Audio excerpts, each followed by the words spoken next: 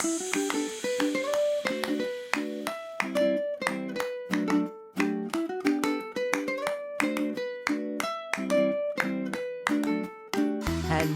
and welcome to Super Great Kids Stories, wise tales from storytellers around the world who will make you laugh and sometimes cry. Recommended for ages 5 to 105. I'm Kim and I love stories. Today we have not one but two stories. The first is The Grumpy Gecko, told by Wendy Shearer.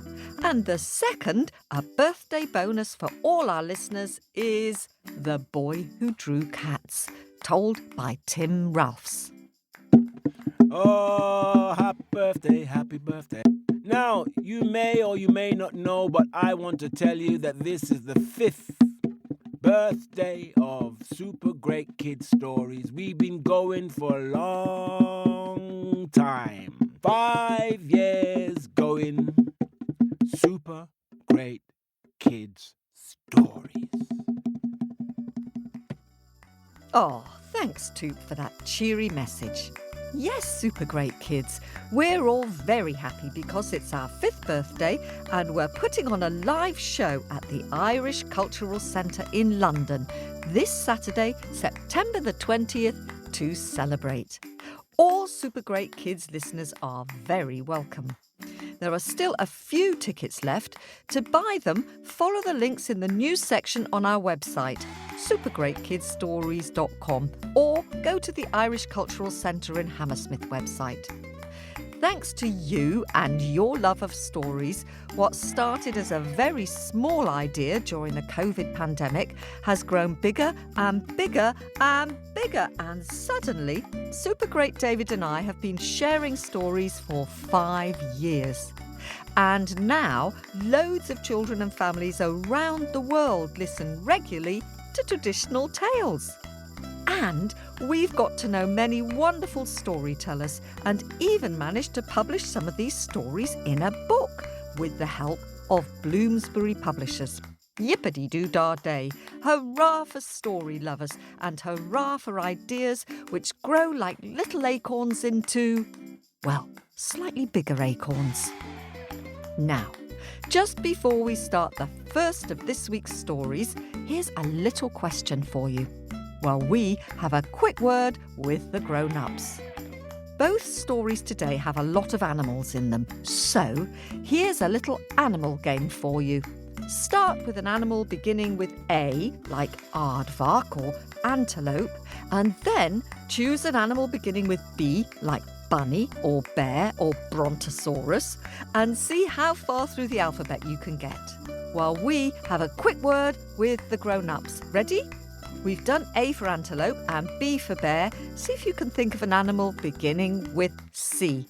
Meow. Off you go. Hello, Super Great Kids. I'm back. I wonder how far into the alphabet you got. Well done if you got beyond G, and amazing raisins if you got as far as J for jaguar.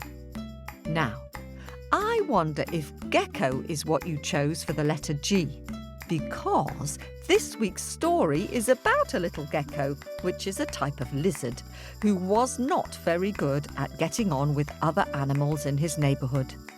I wonder if you know anyone like that, a bit of a moaner. Let's give a warm welcome to storyteller Wendy Shearer and find out what happens to this particular little lizard. Hello, Super Great Kids.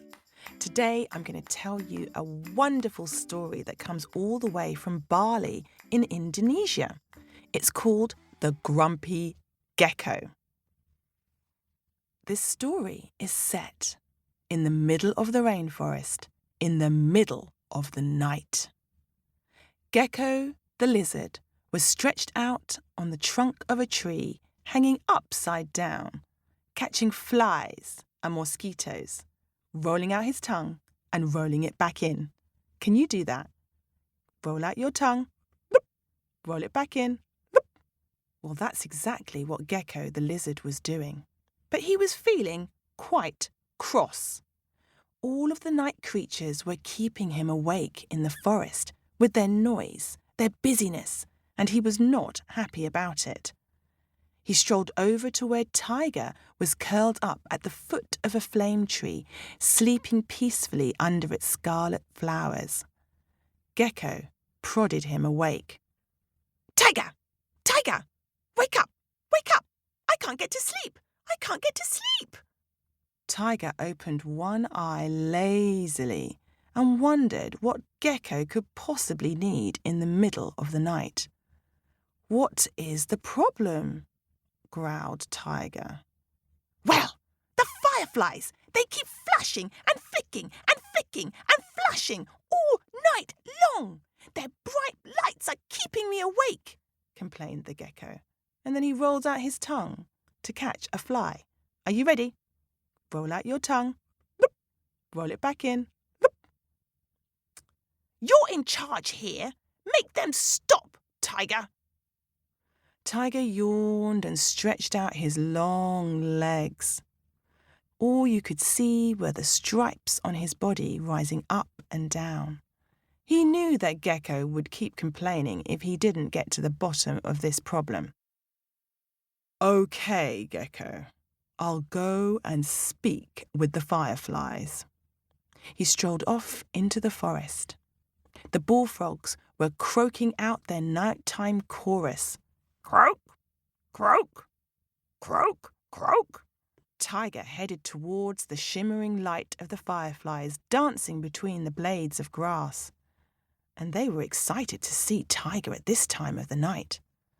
"Tiger is here! Tiger is here!"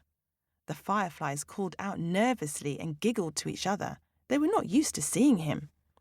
"Now, everyone, I'm going to need your help to do the flashing and flicking. Can you raise your fingers up and open and close them like flashing lights together with me whenever the fireflies are flashing?" "Fireflies," growled Tiger. "You are keeping the gecko awake with your flashing and flicking and flicking and flashing, and that is keeping me awake."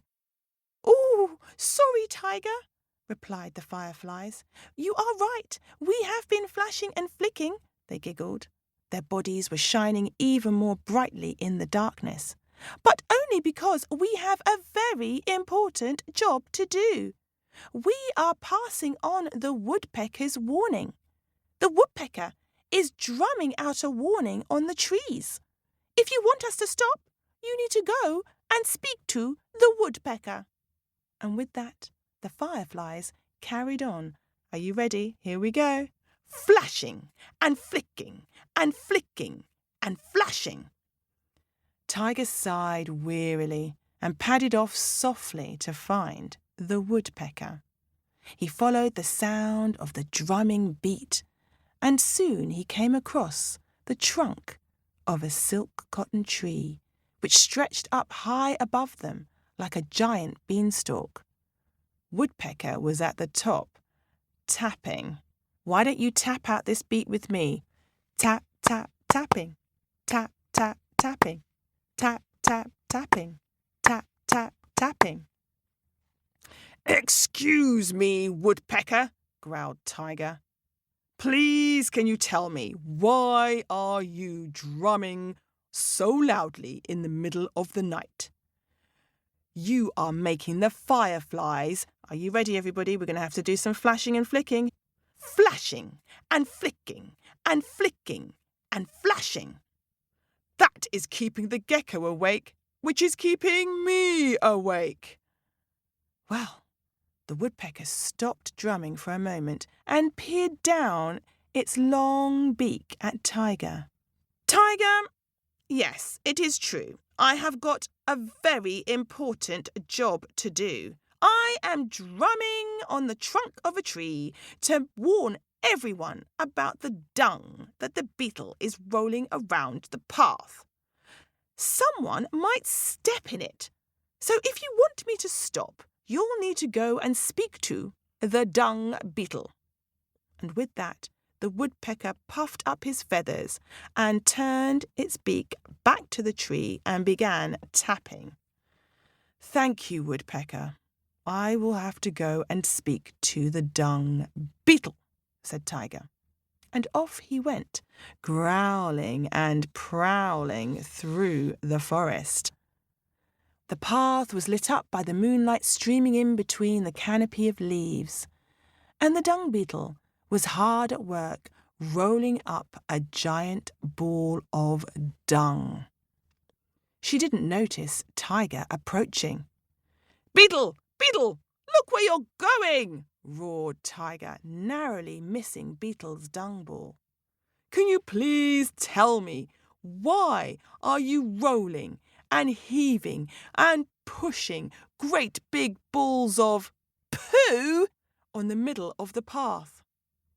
Woodpecker is tapping on the trunk of the tree and the fireflies keep, let's do it, flashing and flicking and flicking and flashing.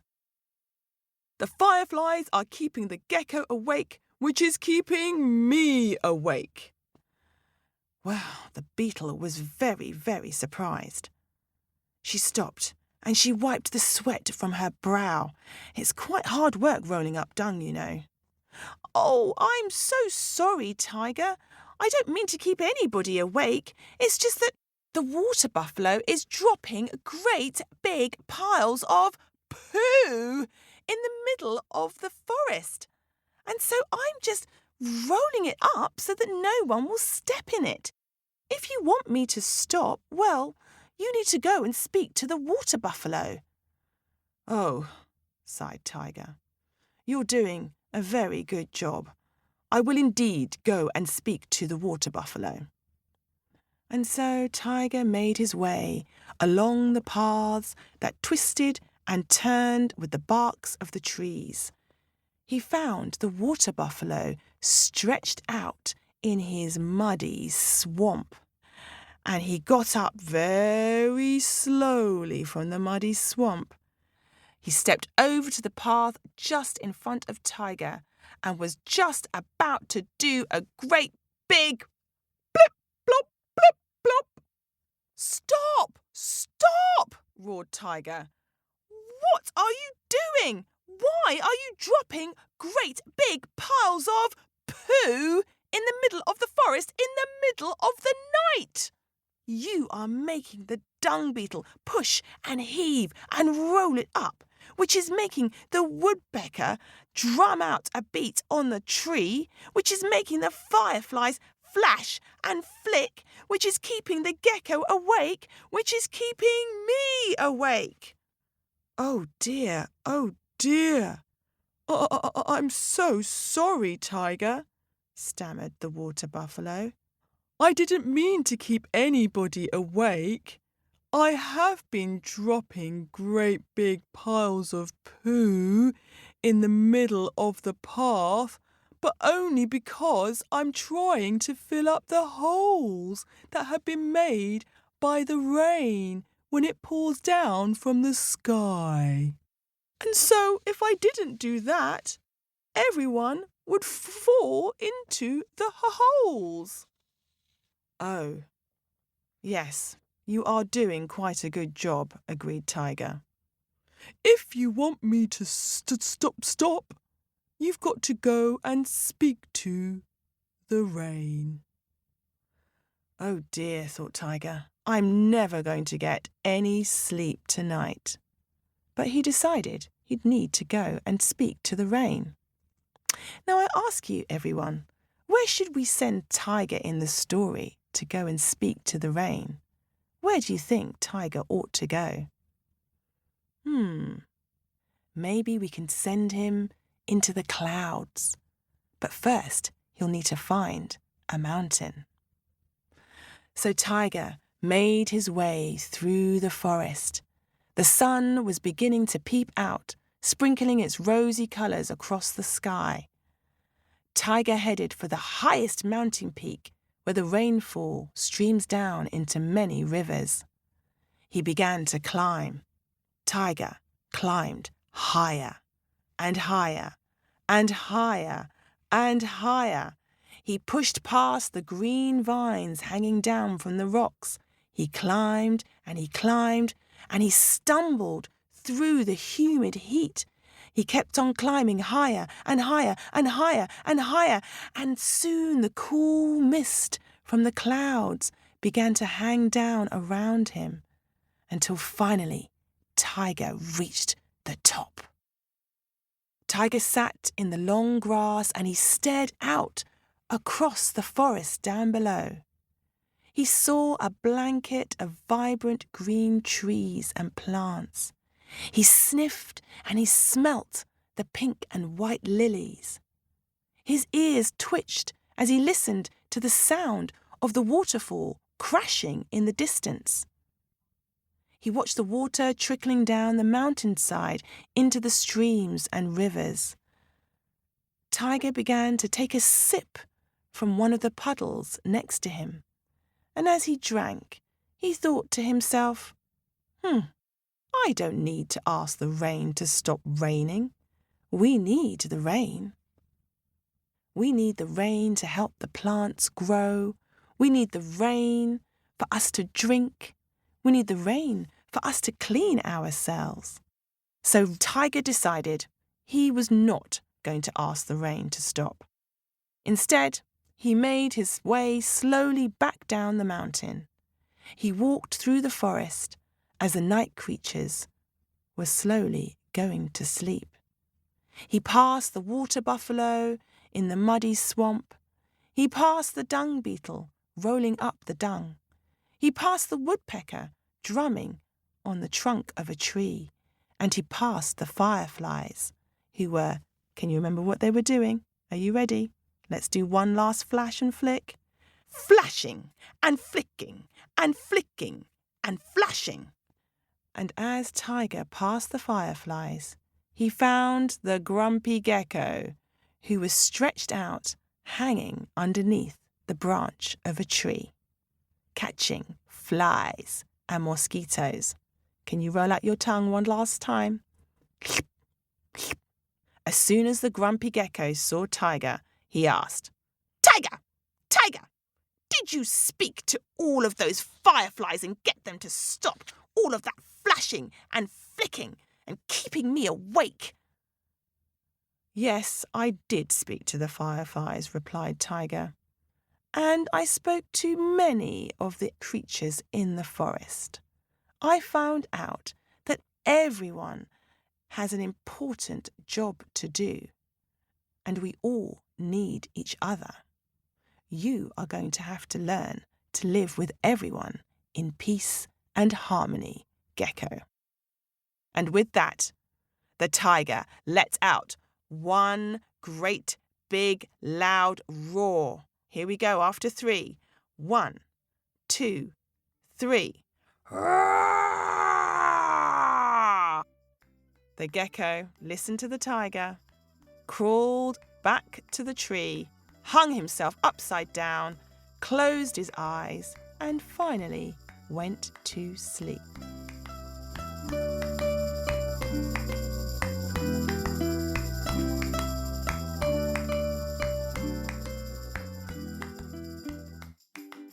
Oh, thank you so much, Wendy. Poor little gecko. I'm glad he got to sleep in the end. Imagine going to sleep by hanging upside down. I'm glad I'm not a gecko. I think I'd be very grumpy if I had to sleep upside down. There are quite a few stories about animals and people who are annoyed when they can't sleep. Remember Sky God in How the Stars Became? Do you get grumpy when you haven't slept enough? Do your grown-ups? Sleep is such a wonderful thing, and you feel like a different person after you've slept well. That's why your grown-ups are always very keen for you to get to bed on time. In Russia, they say the morning is wiser than the evening, which means if you've got something important you want to tell someone or a big decision to make, do it in the morning when you and everyone else is rested. It's a good idea. Now, it's time to fly around the world with Story Owl and say hello and thank you to some owlets who've recently joined our storytelling club. Let's begin by heading east and flying to Singapore, where a brave owlet called Ava, who is 5, is recovering after falling over and having to have stitches. Ouch! She's been getting better by listening to super great scary stories. Her favourites are The Hairy Toe and The Ghost of the Bloody Finger. Thanks, Ava. Hope you're feeling better now. Who'd have thought that scary stories would be good medicine? And now, let's head to sunny Johannesburg in South Africa to greet superfan Motheo, who is 6 and has been a devoted listener since he was 3. He listens to the stories on the way to school in the mornings or relaxing in the lounge after a long day. His favourites are The Ghost of the Bloody Finger and Ratoncito Perez, the Tooth Mouse. He's listened to these stories many times. Ooh, that's a very good way of becoming a storyteller, Motheo. I wonder if you've tried telling your favourite stories to anyone. Let's head out from South Africa now, all the way to San Jose in California, where Vivanch is turning 6 on September the 19th, the same week the Super Great Kids Stories turns 5. Vivanch has been listening for a year, and his favourite story is Lolaba and the Eagle, a story from Sudan. And let's fly to Abilene in Texas next, where Scarlett, who is 6, and her 5-year-old sister Avery listen every night. In order to earn their Owlet membership, they've been extra helpful. Hurrah! Well done! Their favourites include The Weeping Willow, Bungu the Flying Fox, and How the Lion Got His Roar. And now let's fly to Philadelphia on the east coast of the US to greet sibling owlets Jude, who is 8, and Gigi, who is 5.5. They listen all the time, at home, abroad, and in the car. Jude's favourite stories are Masha and the Big Brown Bear, How Maui Slowed the Sun, and A White Bear for the King. While Gigi especially likes Little Half Chick, Thor and the Stone Giant, and the Whistling Giants. Hurrah! Now, let's fly across to Switzerland to greet Tiku, who is 5. He listens every night, and his favourite is The Magic Orange Tree. Particularly, he says, the singing.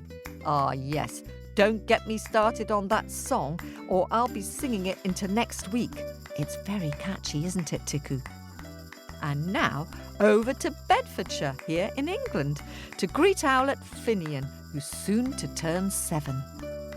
Finian was born in New Mexico, but has become a world traveller. Hurrah! He's a keen drawer and likes playing goalkeeper in football. His favourites are the Anansi stories, especially Anansi and Tiger Fat. Yes, I like that one too, especially the song.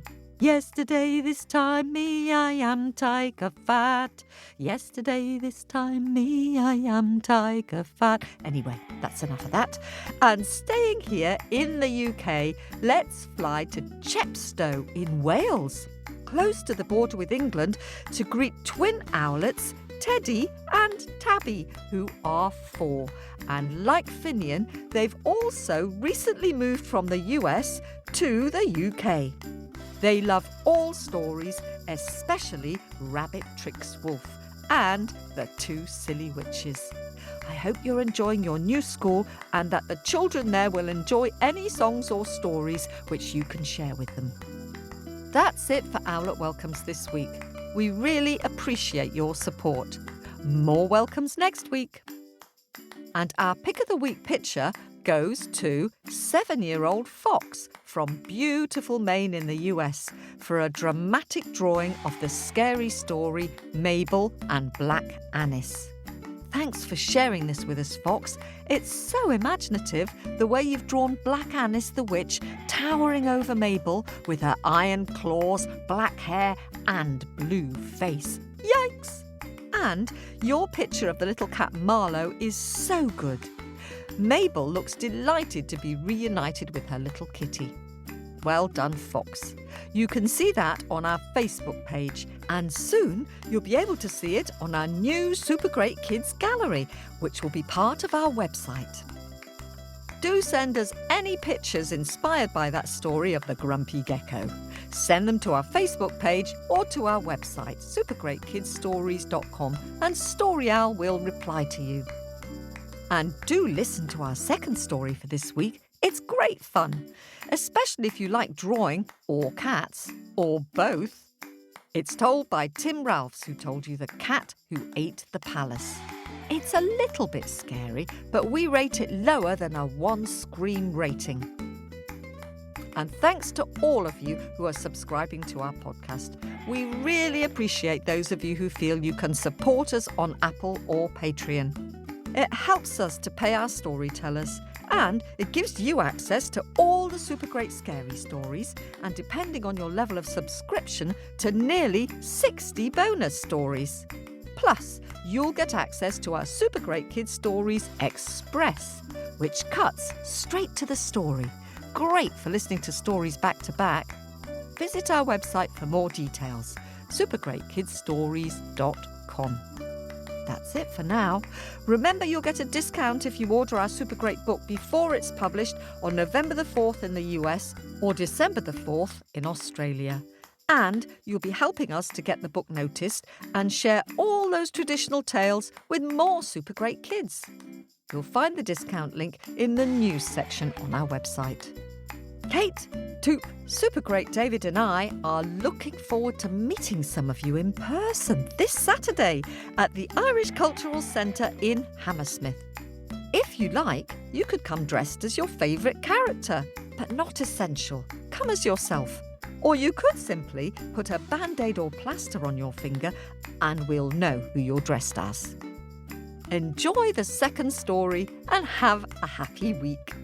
This podcast was produced by Kim Normanton and David Smith at Wardour Studios in fabulous Fitzrovia in London.